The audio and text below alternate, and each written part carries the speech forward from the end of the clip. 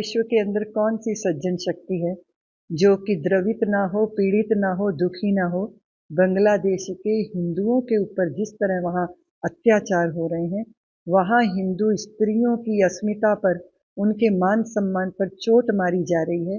जिस देश के वासी अपने देश को अपना मानते हैं, अपना ही देश अपना दुश्मन हो जाए तो भारी पीड़ा होती है, और इसकी वेदना पूरे विश्व के अंदर सभी सज्जन शक्तियों को है।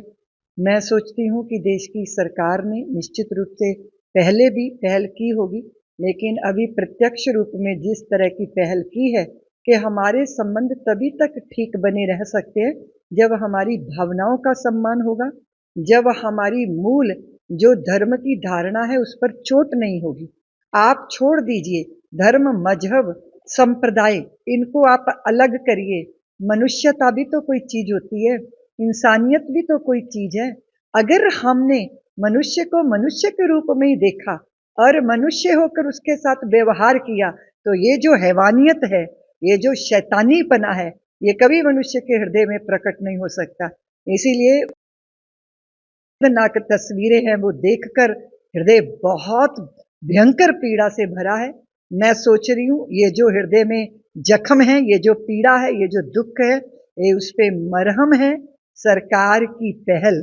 मैं समझती हूँ कि ये बात निश्चित रूप से है कि हिंदू जाति को अपनी समस्त अलग अलग धारणाओं का त्याग करके एक हो जाना चाहिए। ये बात सत्य है, संगठन में शक्ति है, हम सब एक रहें और तभी भविष्य भी सुरक्षित होगा, वर्तमान भी सुरक्षित होगा। और मैं चाहे किसी भी धर्म की सज्जन शक्तियां हैं, उनका आह्वान करती हूँ कि बांग्लादेश के इस हो रहे हिंदू समाज के ऊपर अत्याचारों के विरुद्ध आवाज उठाए। हम मनुष्य के नाते, पूरा विश्व धरती हमारी माँ है और हम इसकी संतानें हैं।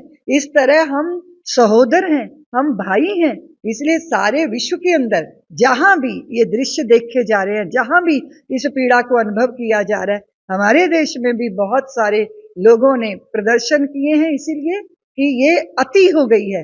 अत्याचारों का ये भयंकर दृश्य है और ये रुकना चाहिए। मैं सरकार को धन्यवाद देती हूँ। निश्चित रूप से बांग्लादेश का अस्तित्व बना, उसके पीछे अगर देखा जाए, उस दृष्टि से देखा जाए, भारत की सौमनस्यता, भारत का भाईचारा, भारत का प्रेम बांग्लादेश पर हमेशा रहा है और मैं आशा करती हूँ वो सदैव बना रहे। ये बात निश्चित है, वो तभी होगा जब वहां के हिंदुओं को, उनके जीवन को, उनकी धारणा को, उनकी संतानों को, उनके युवा और उनकी बच्चों की, उनकी बहनों की इज्जत, मान सम्मान और जीवन, इसकी रक्षा होगी।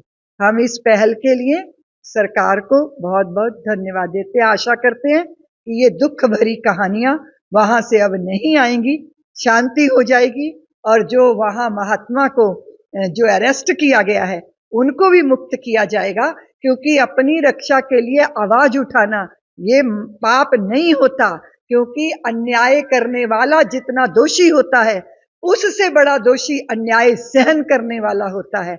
आप जानते हैं पंजाब की धरती पे गुरुओं ने कहा था, भय काहू को देत नहीं, नहीं भय मानत आन, कहो नानक सुन रे मना, ज्ञानी ताही बखान।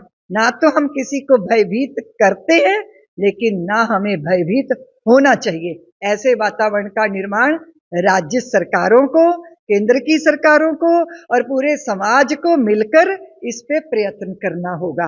राष्ट्र भी अपना काम करे और राज्य भी अपना काम करे। मैं आशा करती हूँ सब कुछ सही होगा, जल्दी होगा और यही मेरी ईश्वर से प्रार्थना है।